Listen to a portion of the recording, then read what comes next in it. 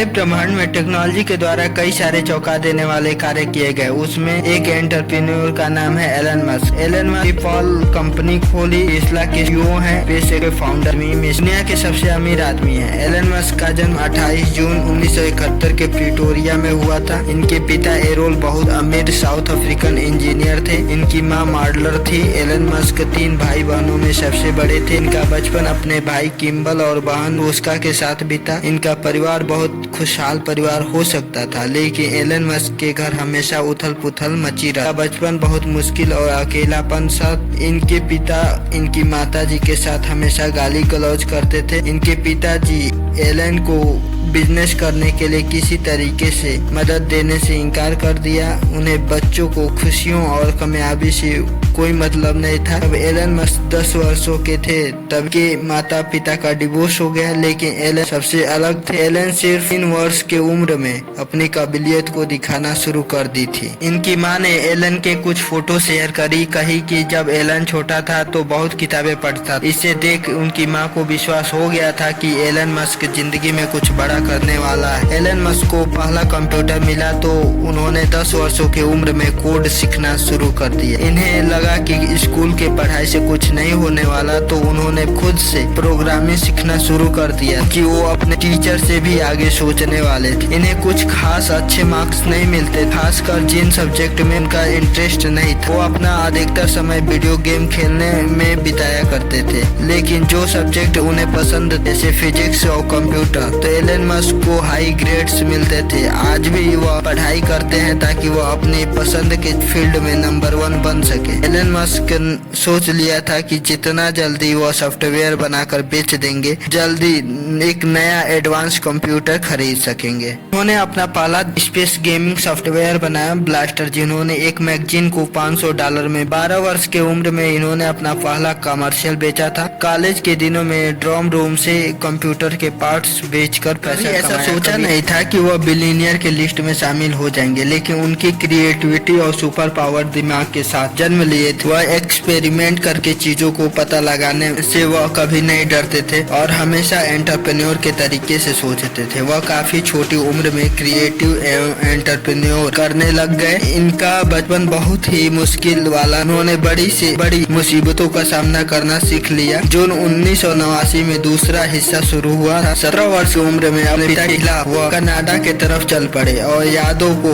वहीं अफ्रीका में छोड़ दिया। उनके दिमाग में हमेशा अमेरिका के सपने। एलन मस्क को अच्छे से पता था कि वह काम अमेरिका में रहकर कर सकते हैं, वह दुनिया के किसी भी कोने में नहीं रहकर कर सकते। वैसे तो इनके पास कोई खास प्लान तो नहीं था, लेकिन वह जानते थे कि वह अपने होम कंट्री में रहकर कुछ बड़ा नहीं कर सकते। वह कनाडा के ट्यून्ड में एडमिशन लिया और वहीं उनकी मुलाकात जस्टिन विल्सन से। सन 2000 में शादी कर अमेरिका और उनके 5 बच्चे के बाद वह अमेरिका आ गए। पेंसिल्वेनिया यूनिवर्सिटी से 1997 में इकोनॉमिक्स और फिजिक्स में बीए की। स्टैनफोर्ड यूनिवर्सिटी में फिजिक्स और की पढ़ाई, लेकिन कुछ दिन बाद उसे भी ज्यादा बड़े कार्य करने लगे। इस समय वह पढ़ाई छोड़ इंटरनेट की शुरुआती दौर में लग गए।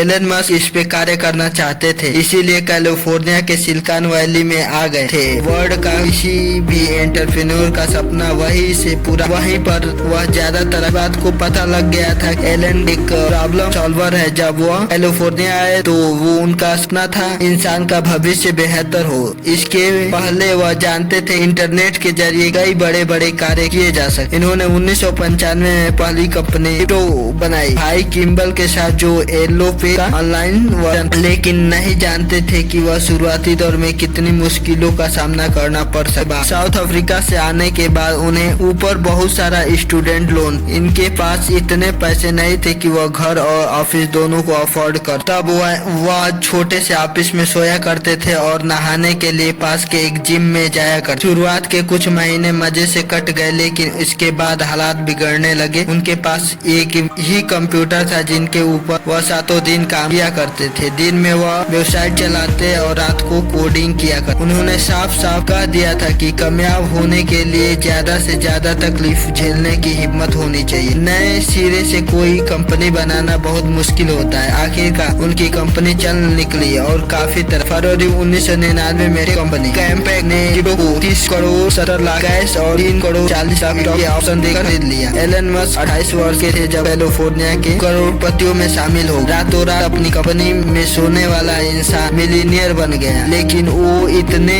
से संतुष्ट नहीं थे और बड़ा काम करना चाहते थे। फिर सोचा कि बैंकिंग सेक्टर में कुछ बदलाव किया जाए। जिप्टो कंपनी बेचने के बाद 1 साल बाद उससे मिले पैसों को एलन अपने छोटे भाई किम्बल के साथ मिलकर X.com कंपनी खोली, जिसे आज पेपॉल के नाम से जानते थे। मनी ट्रांजैक्शन काफी धीमा हुआ करता था। एलन ने इस बात पे गौर किया। इन्होंने सोचा कि फाइनेंशियल ट्रांजैक्शन को तेज करने की अच्छी अपॉर्चुनिटी है। इन्होंने पेपॉल की खोज की ताकि मनी ट्रांजैक्शन को जल्दी हो पाए और कैश का चक्कर ही नहीं रहे। शुरुआत में कंपनी छोटी और अनजान सी थी, लेकिन अपने वक्त से कहीं आगे थी। उनके अनुभव के आधार पर उन्हें लगा कि दूसरा वाला बिजनेस पहले वाले बिजनेस काफी तेजी से बढ़ चुका। दूसरे वर्ष 10 लाख से ज्यादा यूजर हो गए। 2002 में ईबे ने पेपॉल को $1500 करोड़ देकर खरीद लिया।